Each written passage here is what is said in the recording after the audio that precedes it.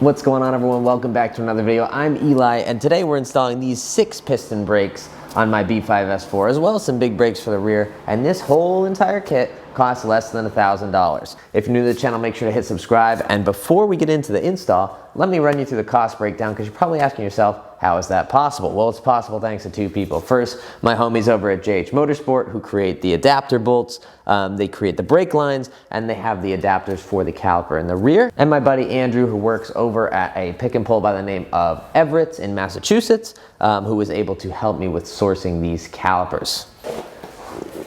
That is not a small brake caliper.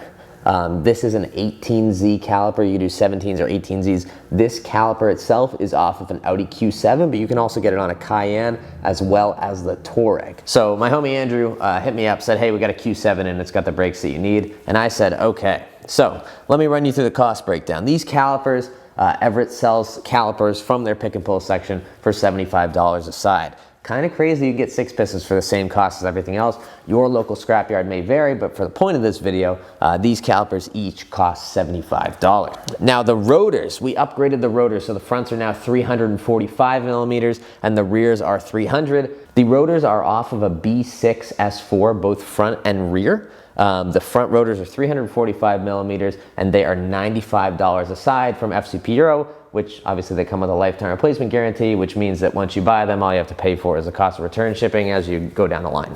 The front pads are from Power Stop. I got them off of Amazon. I've been very happy with the Power Stop pads on my SQ5, and so I decided to run them here as well. These are Z23s. They run for $73 on the front and $51 in the back. The stainless steel brake lines, which actually the car had stainless brake lines, I found out when I was taking that caliper off. But the stainless steel brake lines that bolt into the 18Zs are $79.95 for the fronts. And then there's a set of bolt adapters that you'll see in a little bit that you need to fit the bigger bore 18Z caliper onto the stock B5 knuckle. Those are $59.95.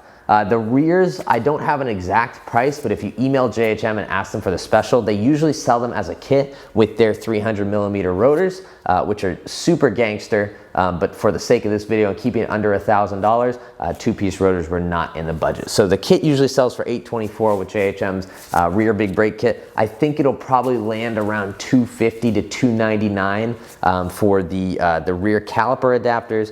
The rear brake lines, which will also be stainless. You don't want to run stainless in the front, not stainless in the rear. And then the rear rotors are only $49 each, which is pretty sick. So let me run you through the total cost just for the fronts.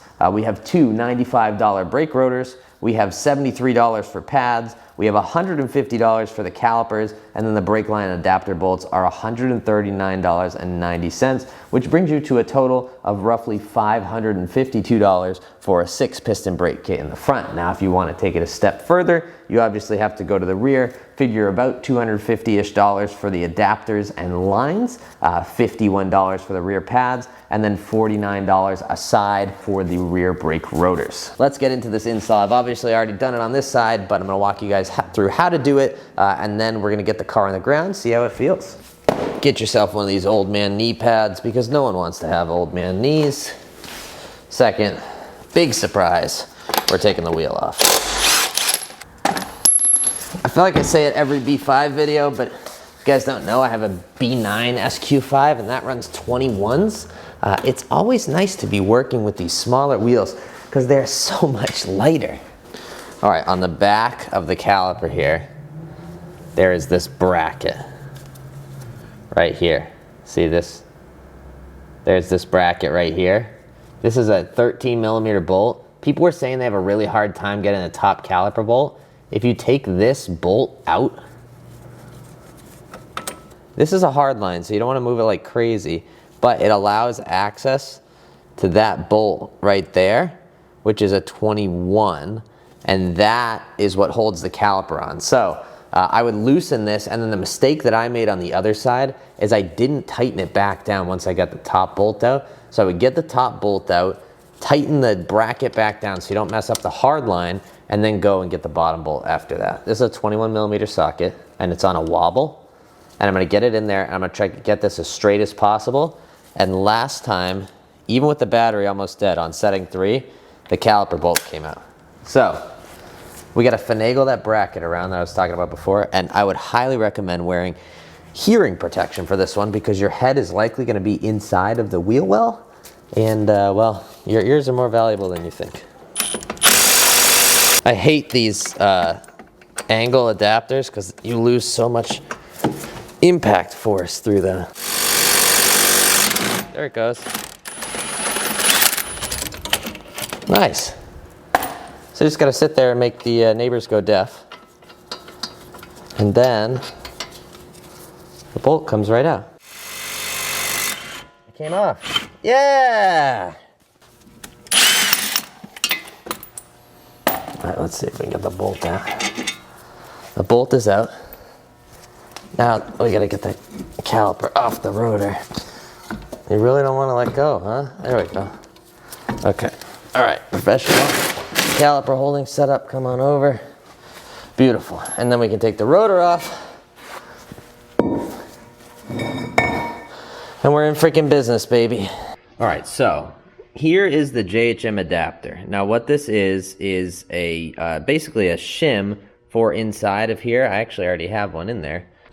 This will be like here, this will be the knuckle going through there. And then on the inside, in between the brake rotor and the caliper, we're gonna have to sneak this washer on, then the crush washer, and then you have to sneak a bolt on the end of it and run it all in. Now the trick that I've been using, this is my 22mm wrench, and I taped one side of it. So you stick the 22mm bolt in there, so you slide it down basically inside of there. It's not going to fall out because it's taped on, and then you can run the bolt in, and ideally it just grabs this, then you take the wrench out and you can run it in the rest of the way. Also worth noting, you have to switch the bleeders on this, and someone cross-threaded mine from the factory, but the bleeders, there's a crossover on the bottom here. That was originally on the top, but in order to keep these as left and those as right, you need to swap them. It's the same thing, there's no issues with swapping them, and they're the same thread pitch, but you do need to take these bleeders off. Well, they were originally down here. Take them off the bottom, put them on the top, because on a Q7, the caliper is mounted like on this side of the rotor. We're gonna get the brake line on, and then I'm calling it a night. You want to make sure, obviously, that it's situated towards the inside. If you situate it facing out, it's going to bump into the barrel of the wheel, and then a crush washer on either side of the banjo bolt. Very important. Then you're just going to send it right over the top. Send her up just a little bit. There we go. All right, I'm swapping this brake line, and then I'm calling it a freaking night. Holy cow. Oh! There we go. All right, the goal is to swap this as quickly as possible so that I lose as little brake fluid as possible. I don't even know if I'm doing anything at this point. I'm so frustrated with this 1/2 turn at a time. This is like 1/3 of a turn at a time. We didn't lose that much brake fluid though, so that's nice. Oh, I got a system now. Look at that. That's just a thing of beauty. Are we tight? Yeah, baby. Nice. Heck yeah. Let's go. So I moved on to the rear brakes, and of course the soft line is seized to the hard line on both ends.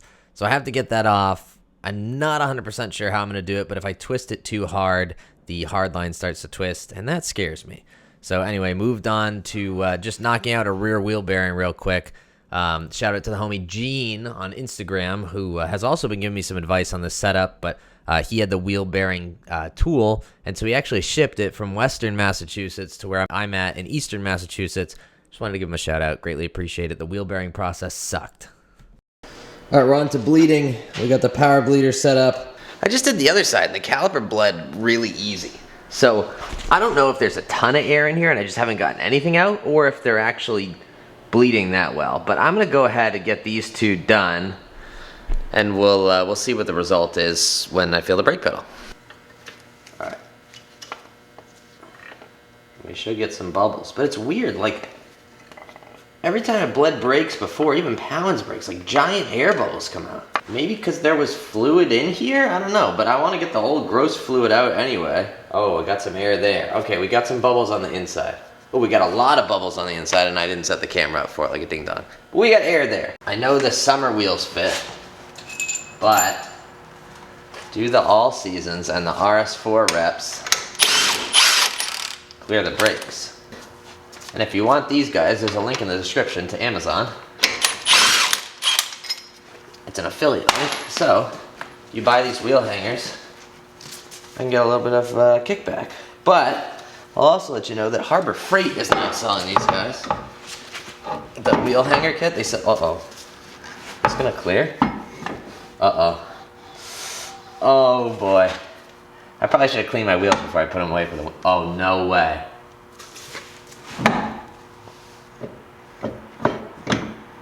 It works. No freaking way. I gotta get the ball seat in a second.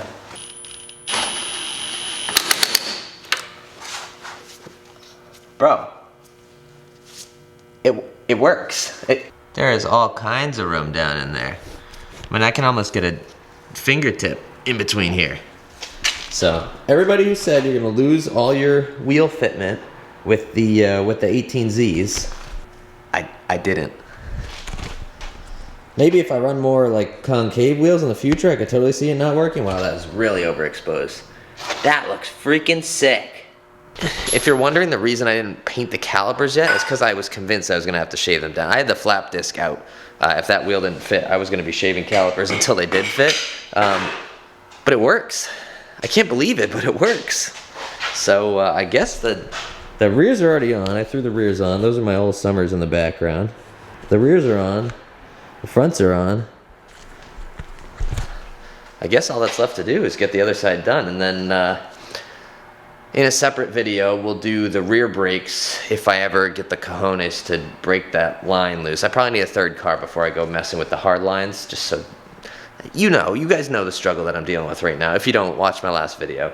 But we'll do the rear brakes in a separate video, and we'll do painting in a separate video. The entrance to my shop is a giant hill, so in a perfect world, what's gonna happen here is I'm gonna start the car and go backwards, and it's gonna stop, and I'm not gonna roll into traffic and die. But I have the camera set up because I do roll into traffic because it'll make a good YouTube video. Did my brake thing work? Hang on. I tied the two lines from the brake wear sensor together, zip tied them onto the thing, and it worked. Oh, hang on. Okay, we stopped. The brake pedal is really mushy.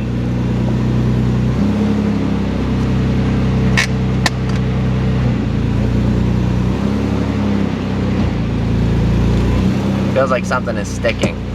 Maybe it's just that the calipers are not worn in yet. Doesn't want to roll. Huh. That's weird. Alright, we're gonna figure this out.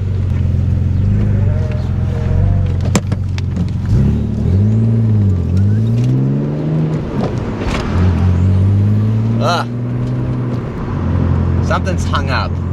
I hope the calipers aren't jammed up. That would suck. What that dragging sound that I heard? Well, there's something going on here.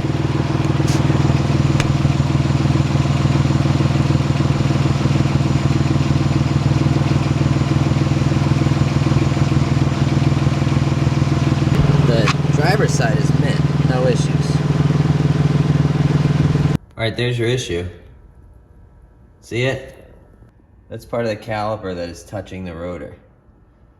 That's what's causing that. So we gotta take the caliper off and grind that down. Shout out to my boy Ducky, who was the one who identified the problem when I just sent him a picture of the rotor. And I think we're probably gonna need a new rotor. That's a bummer. All right, it's not pretty, but there's now clearance, and I believe there's also clearance on the bottom, because only the top one had scoring on it. So I think once the wheel is on there, it should push everything back. And ideally, we're in business. I ran a little sandpaper over this. I think we'll probably have to order another rotor. But we'll see what happens. I just want to get the car on the ground and drive it. So after I put the wheel back on, I tried to turn the wheel and I realized that I couldn't. Then I went to the other side where the metal wasn't rubbing and I couldn't turn that either. Turns out the pads that I got in combination with this rotor setup, the rotor is too far outboard and rubs on the outer pad to the point that if you drive too far, you start smelling the brakes. So I need to figure out a different rotor with a slightly different offset. We'll talk about that in a second. I tried to order the smaller brake pads. I didn't order the right thing, so I just gave up. We're going to figure this out in a second. All right, so it's like 2 nights later. I drove around with the pads dragging all day. The wheels are filthy, and as you can see, we're back on the stock brakes because the 18Zs are here. So I've been talking with my homie Gene, the one who lent me the rear wheel bearing tool, and he says that he ran Mercedes rotors, just have to have the hub honed out a little bit. So Pound's here. Pound's been my emotional support the whole time. Pound and I have a friend, David, over at Renscott, who may be able to hone a hub out for me just a little bit. I'm thinking that's the move. So, again, this is not any fault of the JHM product. In fact, now that I have it, this guy right here, pretty sick. I'm happy with this. The pads, I mean, maybe we could have shaved them down a little bit. People said 17Z pads would work. I ordered 17Z pads. I'm pretty sure I managed to order the rears. So... that's my fault again. But I mean, the article that I found said B6 S4 rotors work no problem. And well, clearly they don't. So I got these brakes. I got everything together. It's easy enough. I just got to get the rotors. So luckily work has those. I'll probably order those in the next week or two. Get those honed out, get those tossed on, and then we'll be in business with these guys. And from what I've heard, those mount more inboard, but that's easy because we'll just put another washer on. That'll space the caliper back in a little bit, and that actually will be better for wheel fitment as well, right? I hope so. Yeah. Yeah. Will it? Or will it make it worse? I don't know. Either way, I think we'll try the Mercedes rotors next. Thanks to the homies at JHM for helping me out. Man, this video was a fail. Like, usually I wouldn't post something like this. I think this was probably your most challenging project yet in terms of like fitment. Yeah. Because I've never seen you deal with this with wheels, tires. No, I'm usually pretty good about this stuff with research and everything. So I think it's, again, the little nuances of the internet. So I'm going to figure this out, and then I'm going to post the video about actually having this all dialed in. It's coming. And I'm going to figure out the rear brakes. I've been talking with Billy about the rear brake lines. So until then, thank you guys so much for watching. Sorry that I failed you with this video, but hopefully you enjoyed it. Go out there and spread some positivity. Go to your junkyard, buy yourself a set of 17Zs or 18Zs, and I'll catch you guys in the next video. Pound, you have anything to say? No, I just hope that my car starts next time I'm here. Oh yeah, Pound is here because we were going to move his car, but the battery's dead. So send Pound's battery some good thoughts. Yeah.